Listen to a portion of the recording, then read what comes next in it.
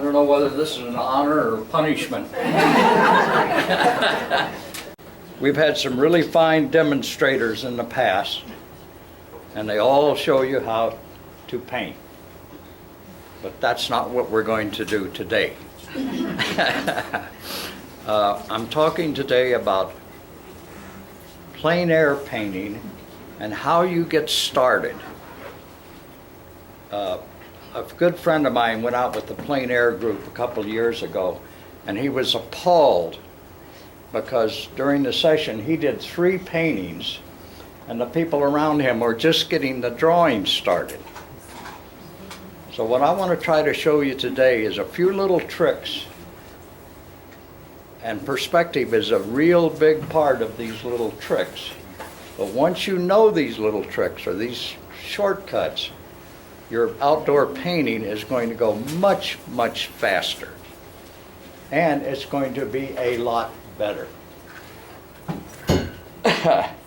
Now, just as a preface, when I go out and paint pastels and plein air, the only pastels I take are new pastels. And I know all of you people just hate new pastels. Oh my God, they're terrible and everything. I take a set of new pastels, I take a dark green, a dark brown, and a dark red, and I take 2 or 3 light blues, because new pastel has lousy blues. And that's all you need for outdoors. Now, the perspective thing that really is going to help you is eye level. Now, does everybody in here know what eye level means? What? Do you know what? Is that the horizon? Do you know what the horizon means? Yes. Now, it's not the horizon, it's the horizon line.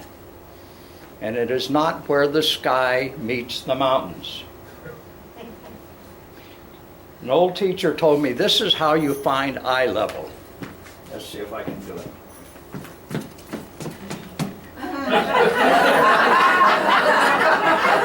That's eye level. That's the most important line you're ever going to use in your drawing. Now, if you're out in the field, you find eye level by doing this. Get it? It lines up, eye level. Now, when I look at this thing, look at my brush, the railing up there is absolutely parallel with my brush. Everything above it I'm looking up at, and everything here I'm looking down at. So when you're standing out there like this, everything you see here you're looking up at, and everything you see here you're looking down at.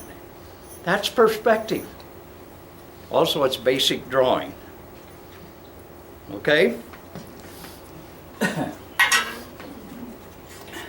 Now, I brought along some samples today, and I'm going to show you how I, and not everybody, there's a million different ways to do these things, how I start a painting and how I organize it. Now, look at that picture there. Where is the eye level?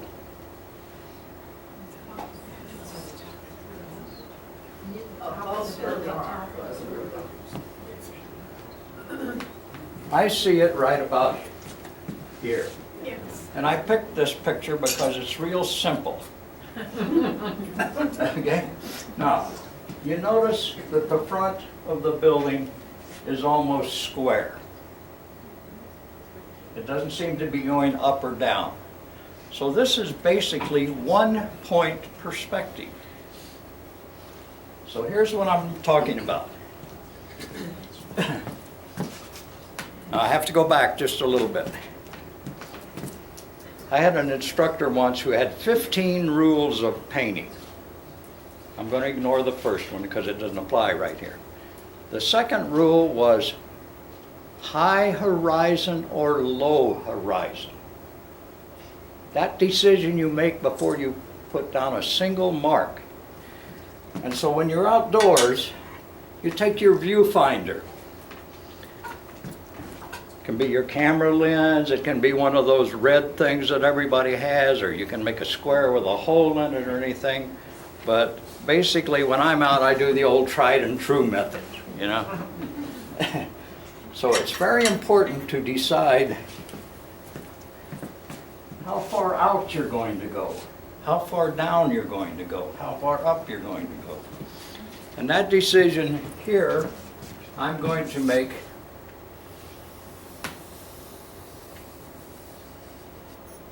that is eye level.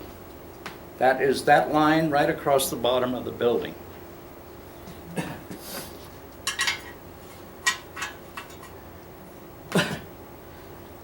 And first, when you're outside, don't think things.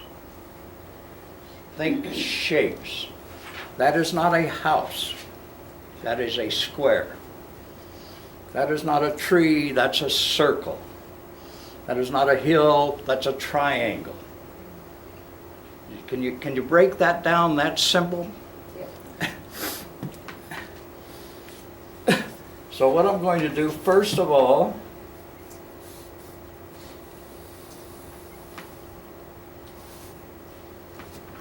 is draw my rectangle. Now, because it's 1-point perspective, you see that. See it? Now, I kind of exaggerated it here. You notice I'm not drawing roof lines, I'm not drawing doorways, I'm not drawing windows or anything. I have this wonderful old rectangle. Now I look at there and I say, here's a tree. Now I'm not going to go and draw a tree. It's very easy when you're drawing a tree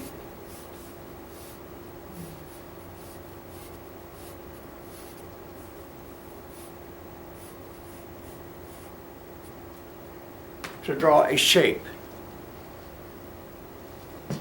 Can you see that? Yeah. All right.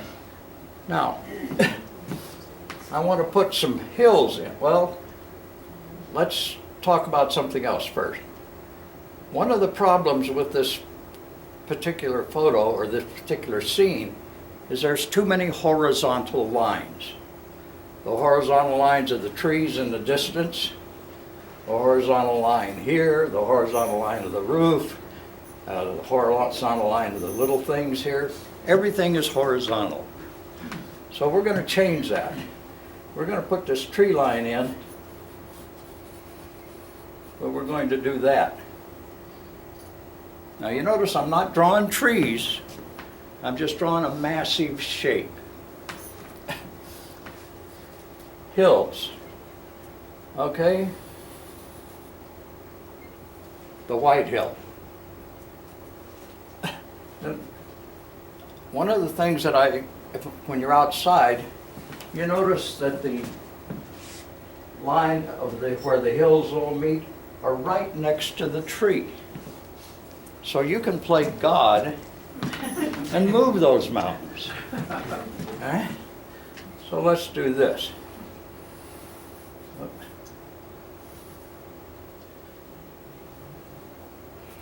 And let's put one way back here.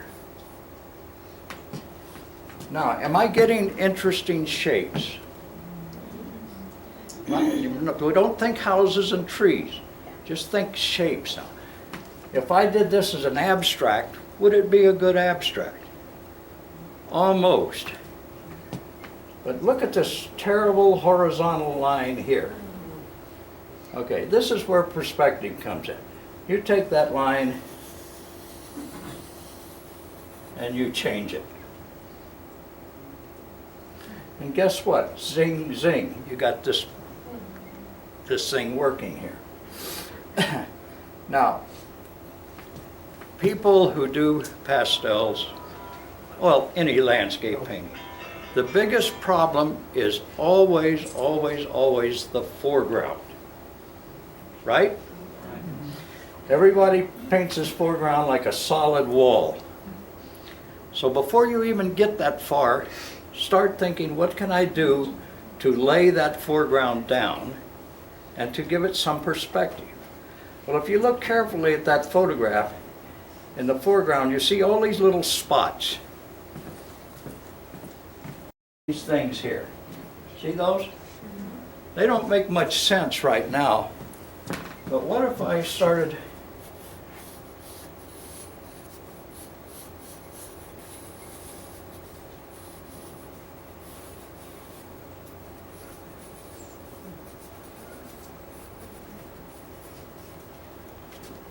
doing that?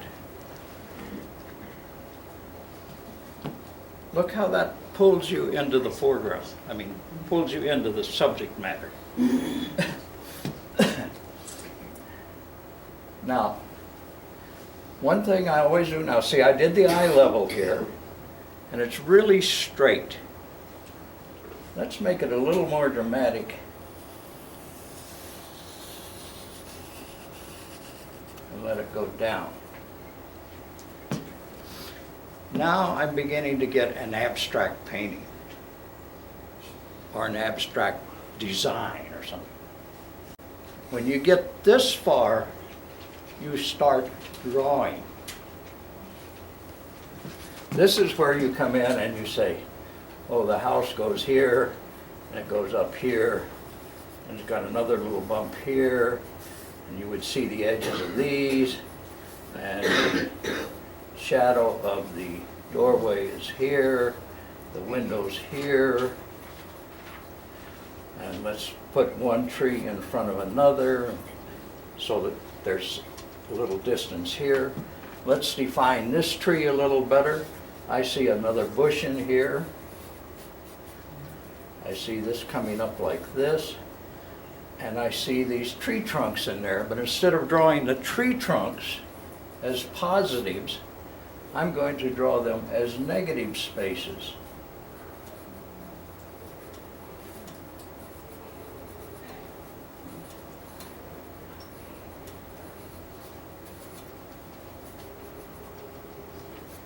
And I think I like the cars in there. And this is where perspective will really help you. The people I know will go out and they will start drawing that car. You know, oh, it's got a little bumper here and it's got a tail light there. And it's true, they do.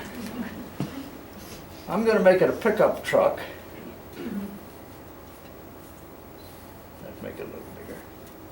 So I draw an oblong or a square. There, I've got a pickup truck.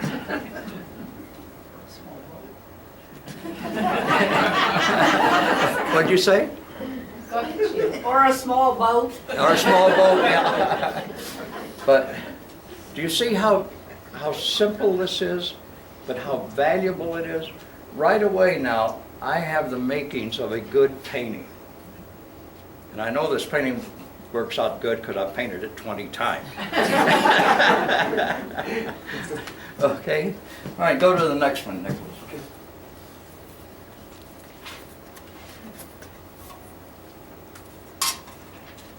Oh, where is the horizon line in that? We get there. Let's see this red line? I thought that was at eye level. They're the same They're thing. the same, okay. They're exactly the same thing. People who are into perspective always call it the horizon line. Oh, okay. But for people who are beginning, oftentimes you want to say eye level because they understand that better. Too many people still think the horizon line is where the sky meets. Now that I look at this before we go along, maybe there's one thing I want to do to reinforce this composition. If on that day there were little clouds like that, that's what you guys would paint in, because that's what's there that day. But I don't think that helps the composition one bit. So I'm going to change my clouds so that they go that way.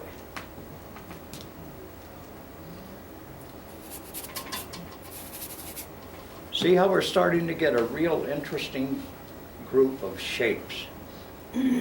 Okay, that's one.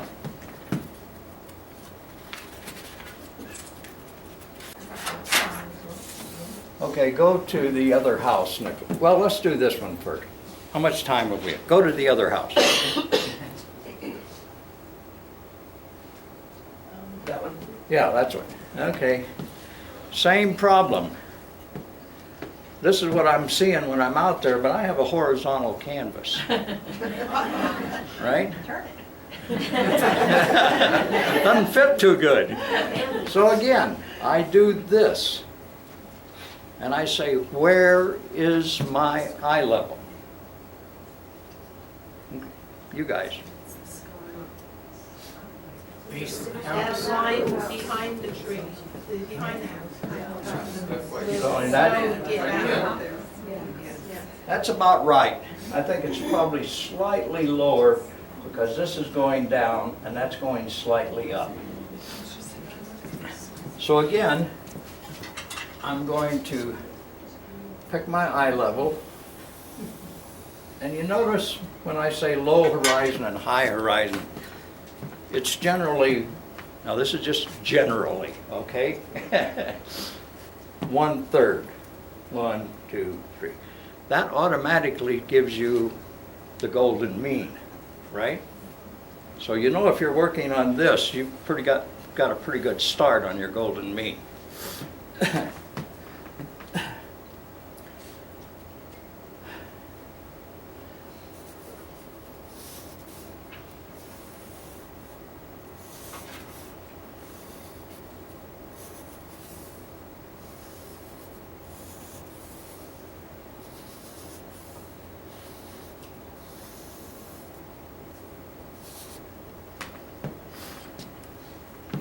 There's your basic shape.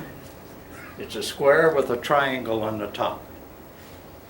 Now here's a couple little things that you perspective people should know.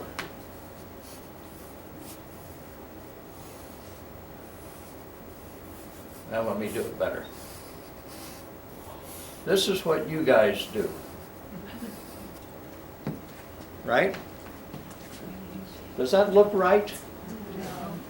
How do you find this point here to make sure that your roof is correct? You draw an X, which gives you the center. You draw a line straight up, and there is where your roof line would be.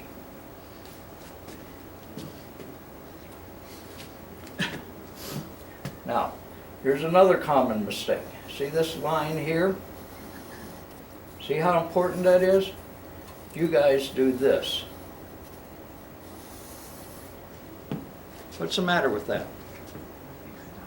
It's not parallel. That one is wrong. These lines have to be parallel, and this one should be less than parallel because it goes to 3-point perspective. Okay? But that's not important right at the moment. What's the next shape I want to put in? This fence to me seems very important. Okay. So I'm going to put the fence in.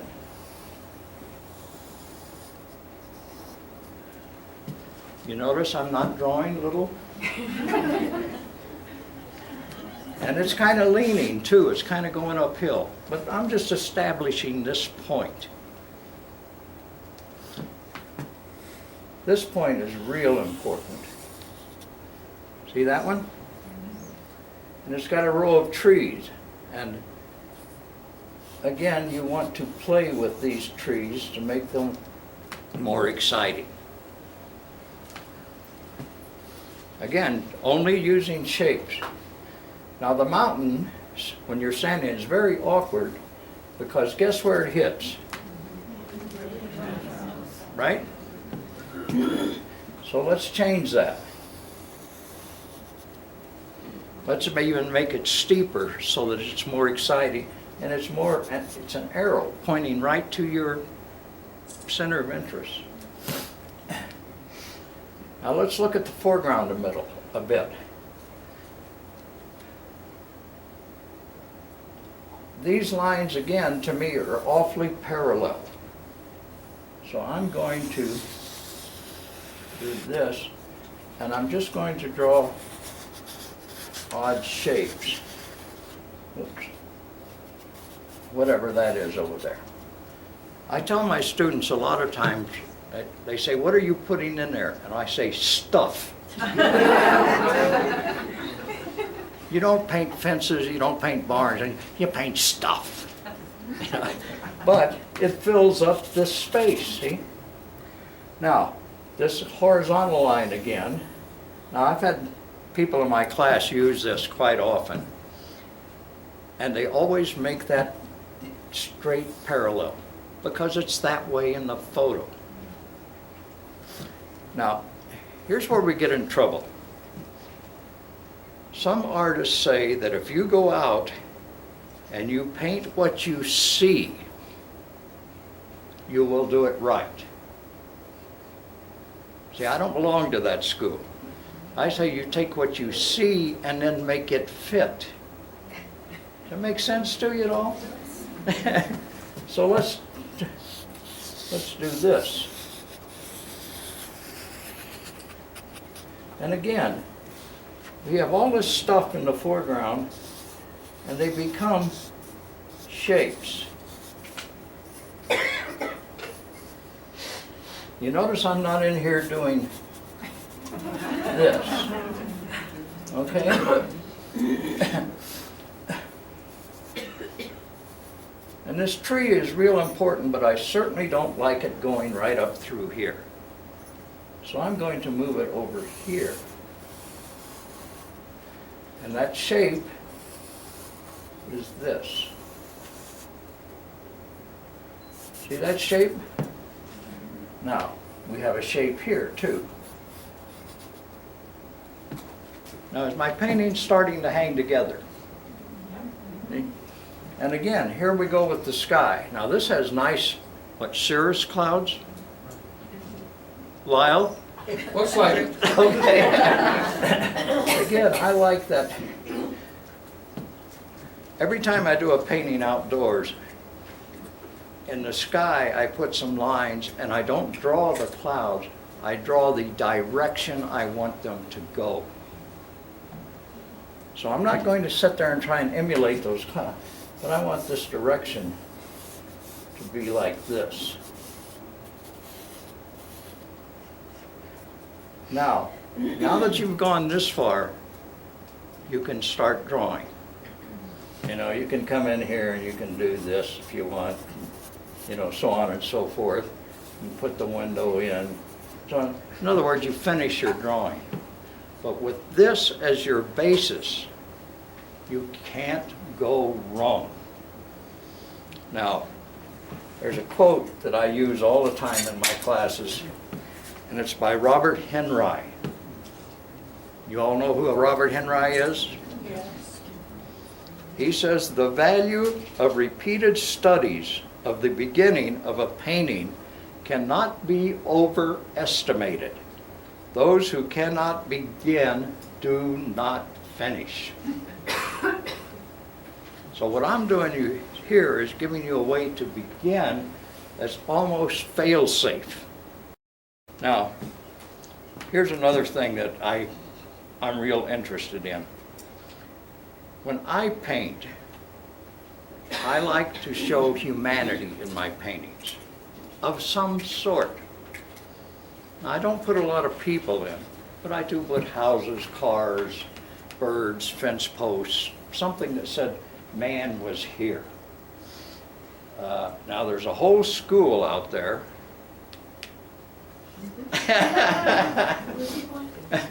who I call them Garden of Eden painters.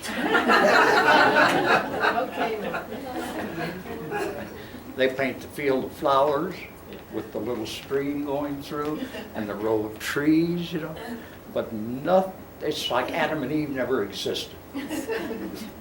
So here's my Adam and Eve, or my Garden of Eden painting.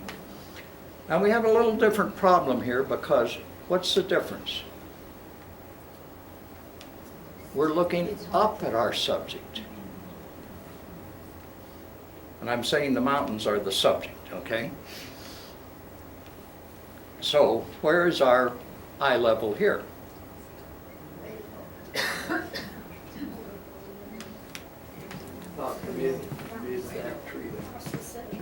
Right about here.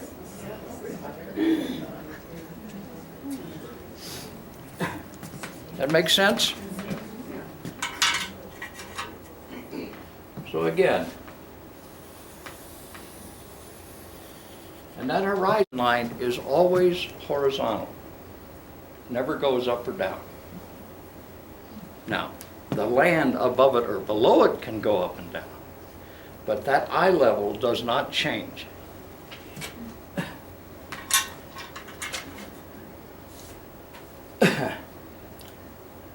Let's say this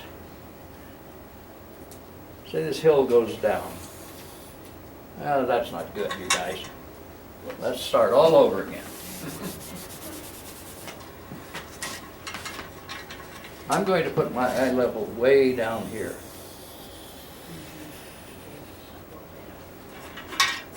Because when this line here reaches this point, it's still probably above my eye level.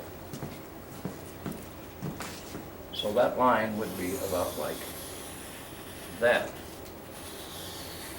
That's the earth line, right? Now, I really want to make these rocks important. I want them to be the most important thing in the painting. So what am I going to do? I'm going to make that the biggest mass.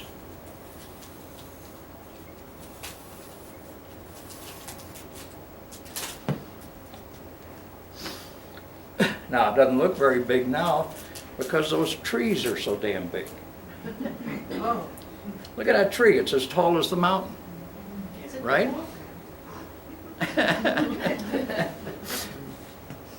So let's put in a tree.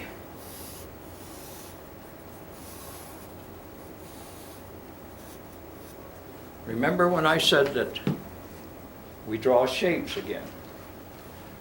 Elm trees are round, pine trees are cones. So we'll draw a cone. Now I want another tree, and I want my perspective to go back, so I'm going to make this tree a little taller.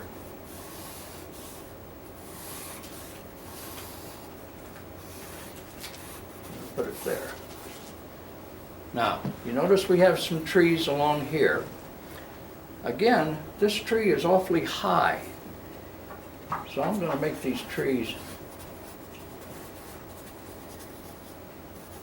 a little shorter. And there's a tree. Now, see, this wouldn't happen outside, but when you're in the studio and you're looking at your photograph, oftentimes trees get cut in half. And everybody puts half a tree, you know? That's lousy composition. So I'm going to take another tree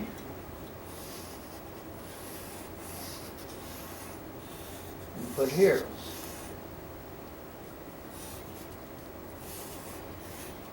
And there are trees here. I'm just going to make that that stuff again. You know. Now, if you look carefully at this foreground, it's much easier to define the patterns than in some of the other things. Now, sometimes I call them shapes or patterns. When I talk to Lyle in the studio all the time, I say, look for patterns. And by patterns, I mean, here's a great big space of bare earth here. See it down in the foreground? And then you can make out some more. Going this way.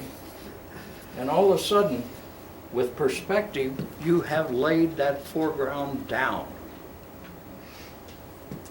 Now there's two ways to lay foregrounds down.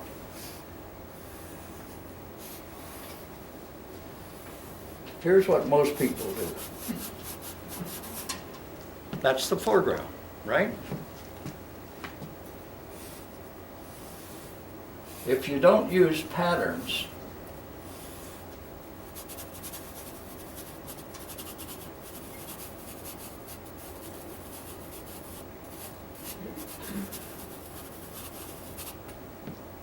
see how that gradation has laid the foreground down, so it's flat. It's not a wall like this.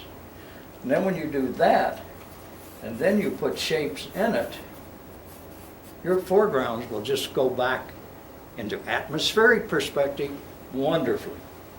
That makes sense? All right.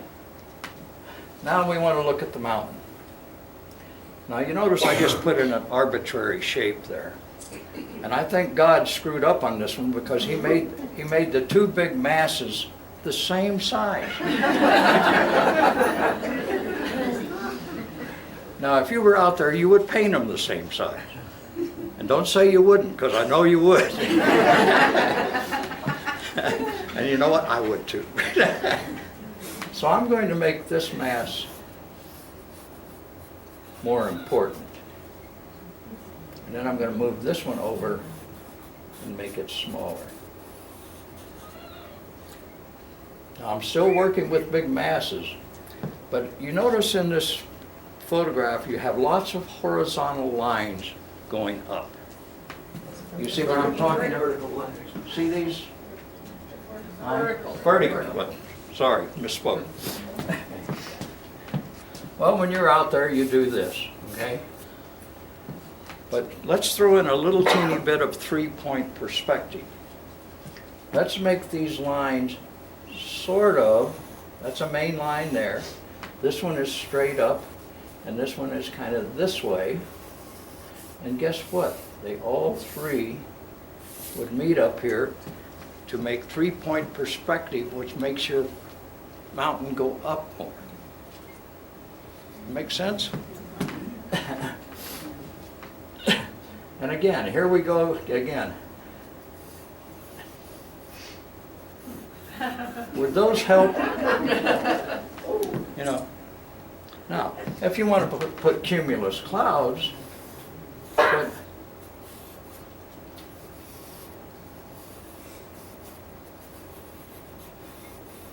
what I'm trying to do is give a direction. So here we have this, this, and this. And you have an exciting composition. Is this making sense to you guys? Yes. Yeah, all right.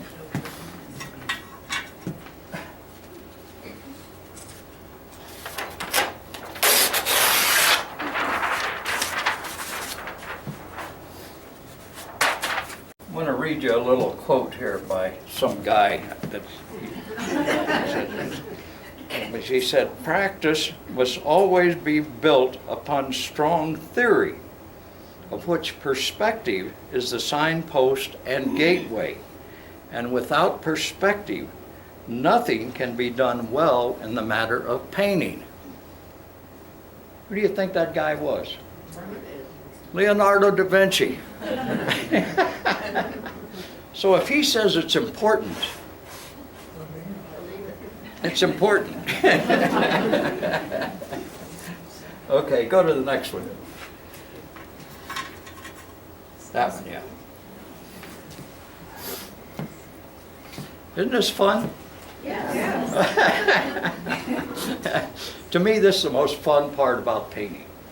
Finishing up a painting can be a drag.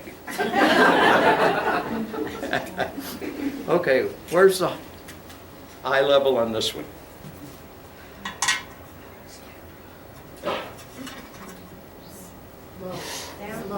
Down here. I would imagine about here. And again, you notice that hillside is still above the eye level. So the eye level's right there.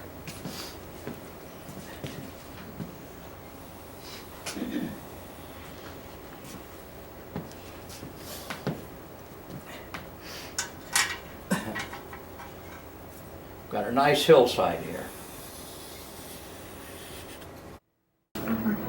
we want to put that house in there. But as compared to the others, this is not 1-point perspective, this is 2-point perspective. And that means that this nearest corner, right here, this corner of the house, is the closest thing to you, and every line is going away from that corner. Now, I don't want to try to teach perspective in this session, but let's just say there's your house. I'm going to do it again.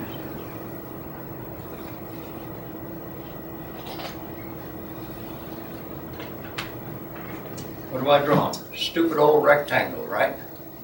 But that house is going to fit in there, and guess what? It's right in the golden mean again. So I have those two things established. I want to put my trees in, and to make them really high, I'm going to let them go off the page. I'm going to make these a little more exciting than they are.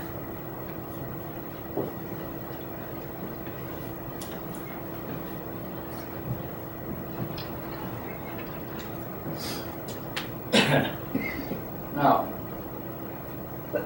look way down in the corner here. Do you see like the beginnings of a little path? That's something you can use.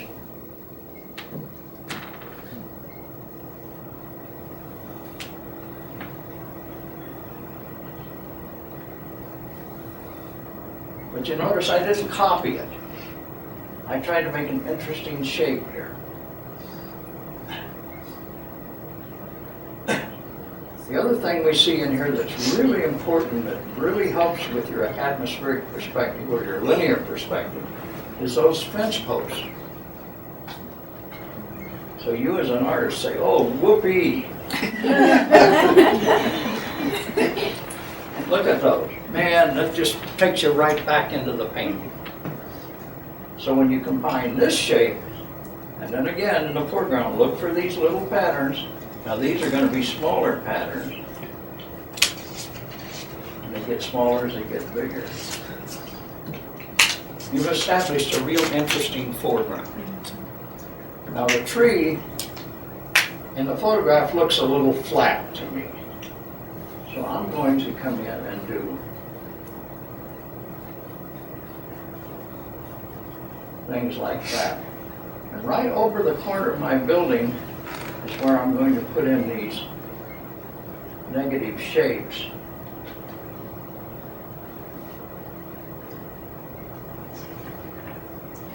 I'm not trying to draw them carefully. But you notice I'm not in there drawing tree trunks like this. I have a thing about oil painters. Pastelists and watercolorists think about negative painting more than oil painters. But oil painters always paint a tree and then they put this. How many times have you seen that? Can you see?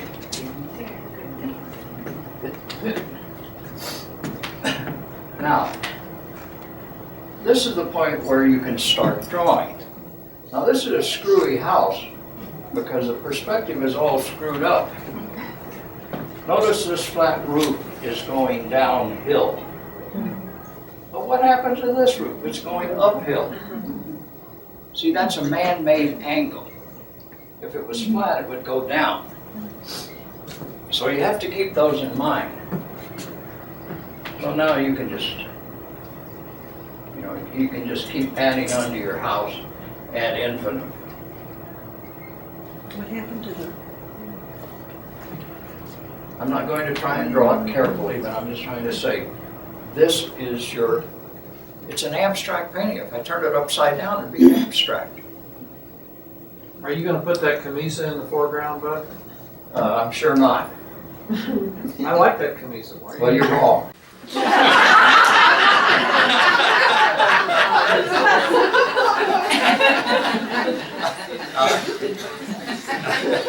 Oh, yes. I'm being facetious, of course, but I find that people who put a lot of things in the foreground that go on. Quite often build a wall to your eye that doesn't take you into the picture. And besides, first of all, it's not important. There's an old saying in painting, and I bet you've all heard this. The foreground is only something there to look past. You never look at it, you look past it. And there's a reason for that. And believe me, I'm not a scientist, you guys. But they say optically, when you look at a two-dimensional plane, I mean a painting with two dimensions, your eye automatically goes to the second dimension. So when you look at a photo like this, your eye doesn't go to this dimension, which is in the foreground. It goes to this middle dimension, and it doesn't go to the background dimension. So it makes, or plane, if you want to call them plane. Front plane, middle plane, back plane. Have you ever heard that before? No. Okay, and why do we always, nearly always, now there's always exceptions, put our center of interest on the second plane? Because that's where your eye goes. Now when I'm talking about planes,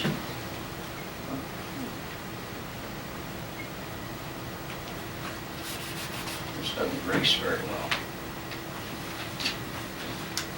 Here's your foreground plane. Here's your middle plane. Here's the distant plane. And here's the sky. It's like doing a stage set with a wall here and a wall behind it and a wall behind it and a wall behind it. The guy that does this better than anybody I've ever seen is Wilson Hurley. When you look at his paintings, every single plane is defined like a razor. I mean, you go up to his house and look at the mountains he paints, and they look like they're all on top of one another. But you look at his painting, and one's here, one's here, one's here. Well, that's atmospheric perspective. Somebody has a question. Okay? Say his name again? Wilson Hurley. Hurley? Yeah, he just passed away recently. He was a wonderful, wonderful oil painter. You can see some of his works at the airport. And here. There's one here too.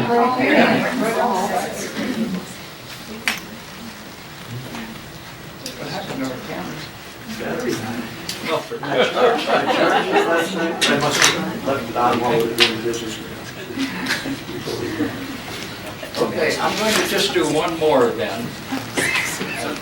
But see, we've done two eye levels flat, two eye levels looking up. What's the next one? Eye level looking down.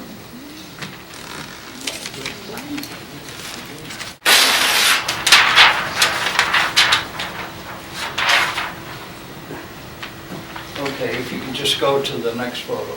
Okay. There we go.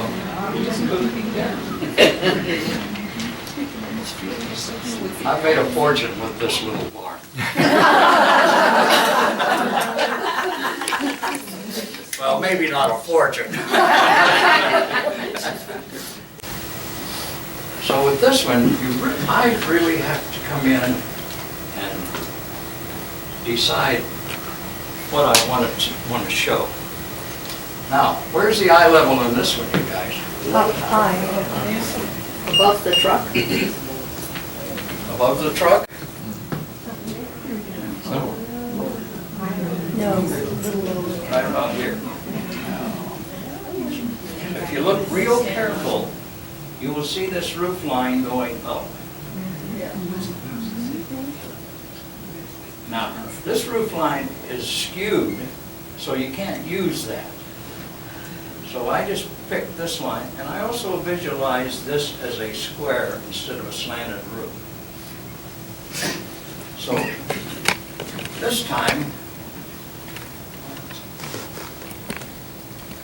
our eye level is up there. Can you guys see that?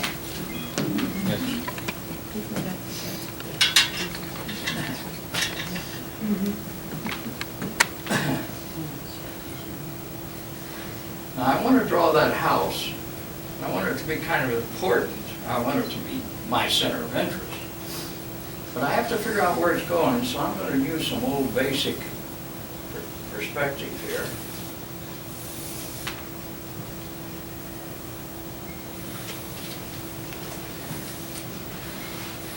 The floor of the house.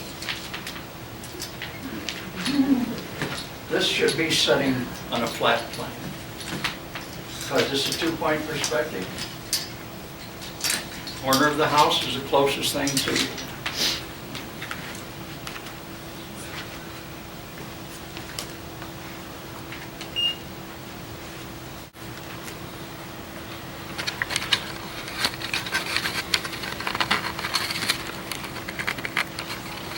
It's a little screwy. It's kind of hard going sideways, you guys. But that's, I think it's pretty close to that, don't you? Now, it's placed more in the center than I usually do. But I find every now and then you can bend these rules a little bit. So we want to put this other building here, this other shed here. Now, if that roof was flat, it would be like this. But it's not flat, so it goes up like this, down like that. See how that works?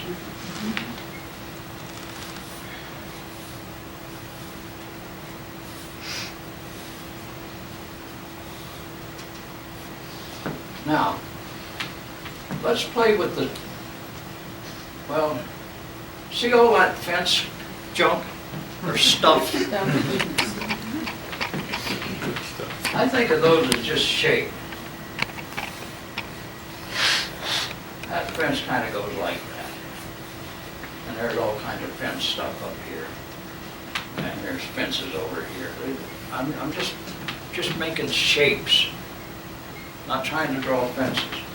But all of a sudden we have, because this is a flat plane, see, this is where perspective starts to get tricky. You got a hill going up here. Yeah? So that bears no relationship to this because it's coming up from a flat plane. And here's these marvelous fence posts again that create perspective.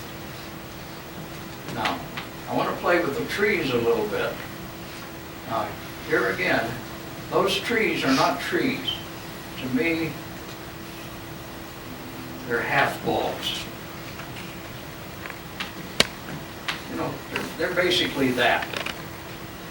So I'm going to say, well, let's put this tree here. Put another one behind it.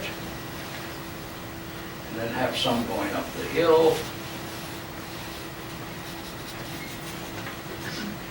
And I'm going to take this tree and see this nice little space in between here? I don't want that. I'm going to take that tree and put it here so that you have a nice dark against a nice light. Okay? Now, then you could put these trees. You can play with these any way you want. But again, see, I'm leaving a path here. I've created a path here. I've got a path here. And then I can do all kinds of things with these.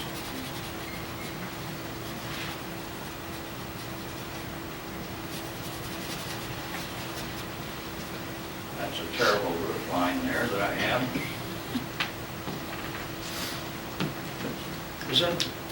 To see how perspective helps you with these things? Okay. Now, show the last photo.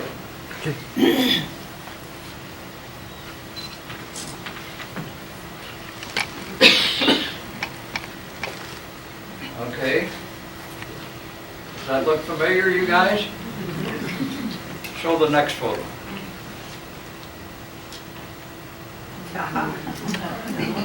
See how that works? Okay, now that's more or less the end of what I wanted to talk about today. I hope it helps you think about getting started on your painting. But as a little teaser now at the end, I've taken some photos out of a magazine or a book that I want you all just look at and enjoy them for what they are. Okay, just look.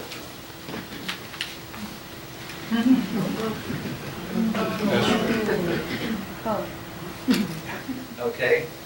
Yeah, see how that makes sense?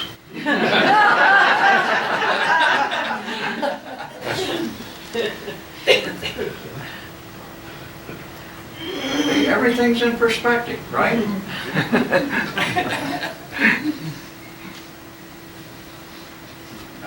What do you see there? In the negative space. Look in the negative space. Oh, yeah. What do you draw negative space? That's why I like negative space. Okay.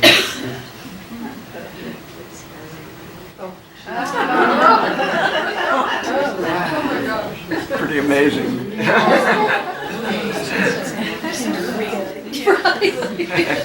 People who are experts in perspective have lots of fun.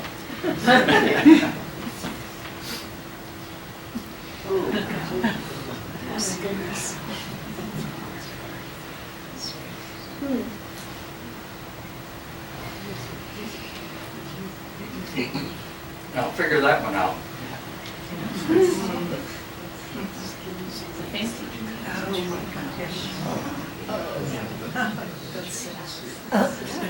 Everything's in perspective.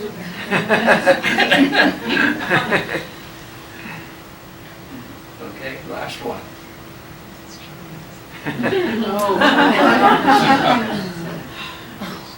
Pretty amazing.